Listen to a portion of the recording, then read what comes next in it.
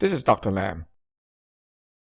Adrenal fatigue has 4 stages of development, and stage 3 is called adrenal exhaustion.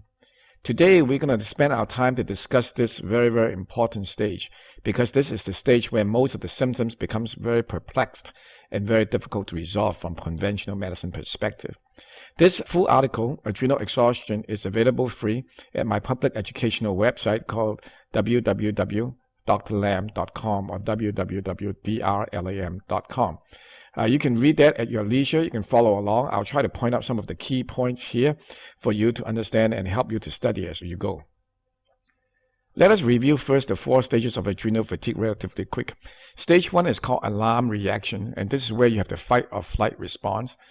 People who are under stress can have an alarm reaction and not even know it. There are no physical signs to speak of. Sometimes you may be tired, and then you get better and don't even know it after a nap. And usually recovery is relatively fast. If that fails, the body goes into stage 2, which is resistance response. In this case, the body starts to have some anxiety, the person becomes irritable, insomnia may be common, and infections become more recurrent, and PMS and menstrual irregularity starts to come in.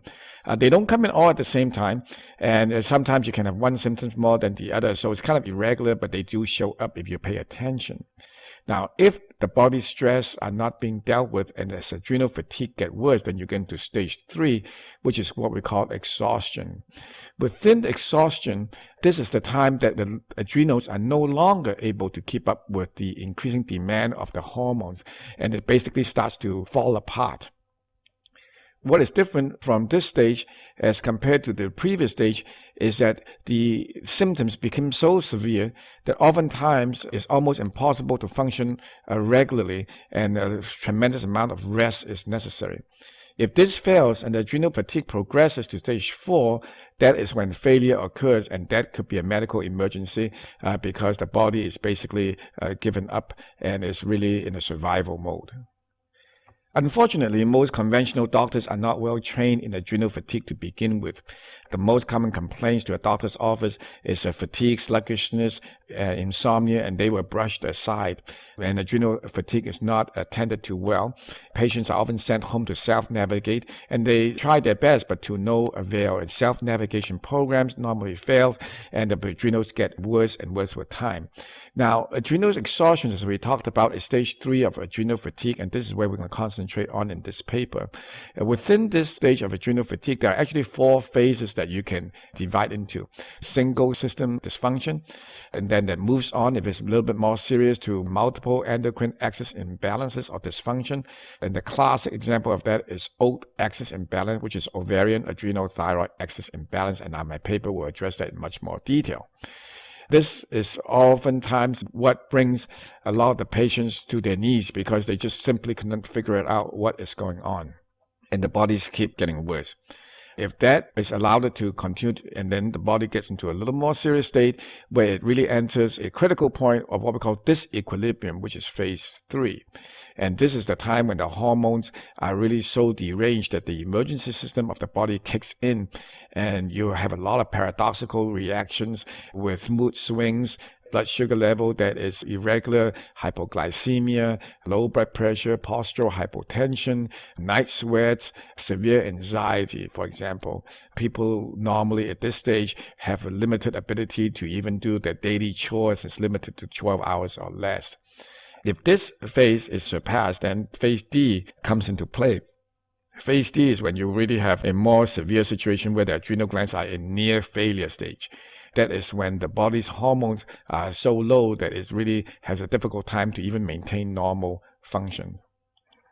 My paper will then go through with you each of the phases in great detail and what to expect out of each phase, the symptoms, the clinical presentations, and what usually happens in each one of these phases. I will not go through it here in great detail because it involves a lot of multiple organ system that is dysfunctioning at the same time as you proceed forward.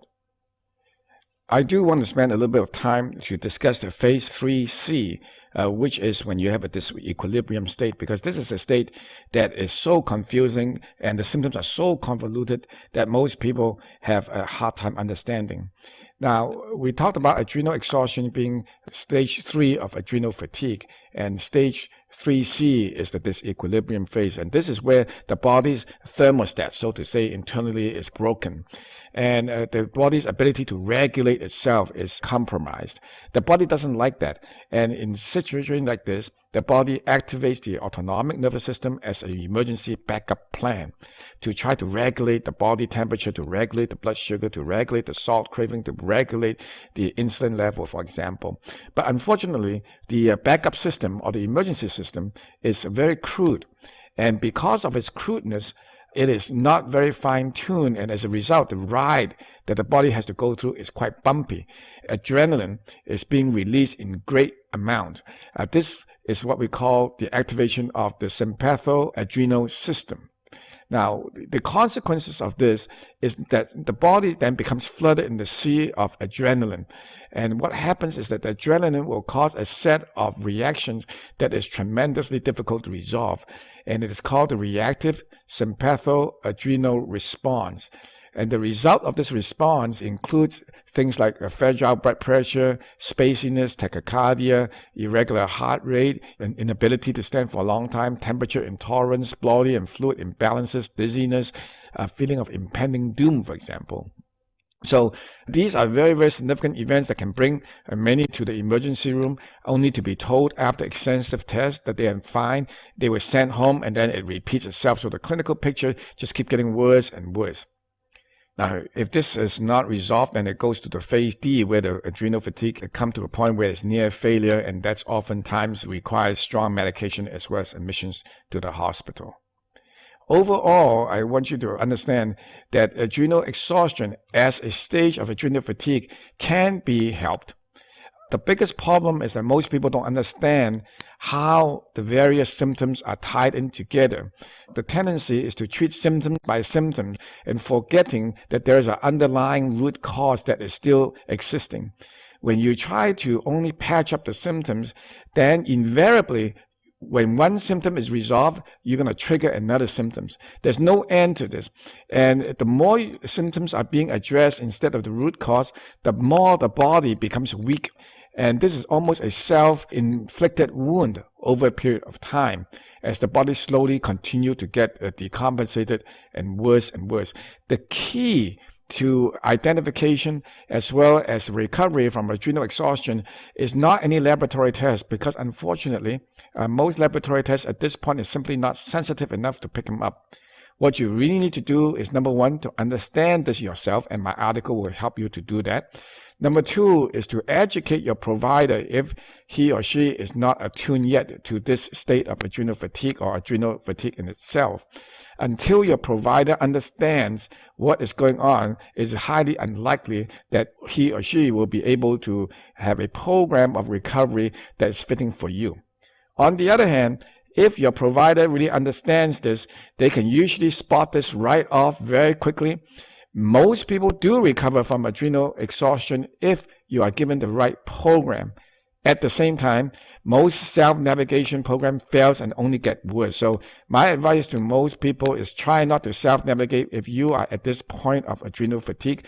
Find somebody that really knows what they're doing, and that is the number one step to your recovery. My article will address all these issues, will give you the knowledge, will give you the tools for you to help yourself if you so want to. At the same time, we'll give you the tools to help your provider so that they can better help you. If you have any questions after you read the article, feel free to write to me. You can do that on my website. The article, as I mentioned, is on my website, www.drlam.com.